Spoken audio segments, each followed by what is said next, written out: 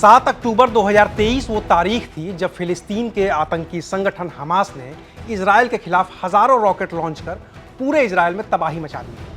7 अक्टूबर 2024 को हमले की पहली बरसी पर पूरा इजराइल गमगीन था, लेकिन इजराइल की सेना इस मातम के बीच भी लेबनान में कहर बनकर बरस रही थी और उसने हमले की पहली बरसी पर ही 100 एयरक्राफ्ट से 120 ठिकानों को नेस्तनाबूद कर अपने हमले का बदला ले लिया। नमस्ते, मैं अविनाश हूं और आप देख रहे हैं एबीपी लाइव।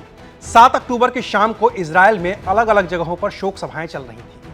हमास के हमले में जो लोग मारे गए थे उन्हें श्रद्धांजलि दी जा रही थी, लेकिन इसी दौरान इजराइल की सेना इजरायली डिफेंस फोर्स ने अपनी 3rd डिवीजन को भी हिजबुल्लाह के खिलाफ उतार दिया।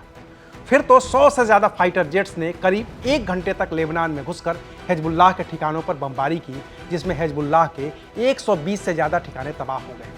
आईडीएफ के मुताबिक इजराइल ने यह हमला सिर्फ इस वजह से किया था ताकि हिजबुल्लाह के कमांड कंट्रोल और फायरिंग रेंज को ध्वस्त किया जा सके। इस हमले के तुरंत बाद इजराइल ने उत्तरी इजराइल में एक नया क्लोज्ड मिलिट्री जोन बना दिया है। इससे पहले 7 अक्टूबर को ही हमास के हमले की पहली बरसी को फिर से याद दिलाने के लिए लेबनान के हिजबुल्लाह लड़ाकों ने इजराइल के तीसरे सबसे बड़े शहर हाइफा को टारगेट कर 130 से ज्यादा रॉकेट दागे थे, लेकिन इनमें से एक भी रॉकेट टारगेट तक नहीं पहुंच पाया।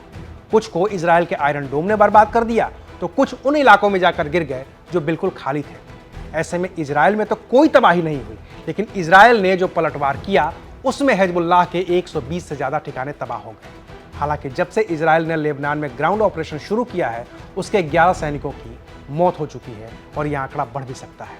बाकी इस खबर पर लगातार अपडेट्स आ रहे हैं, तो जो भी होगा हम आपको बताएंगे। देखते रहिए एबीपी लाइव।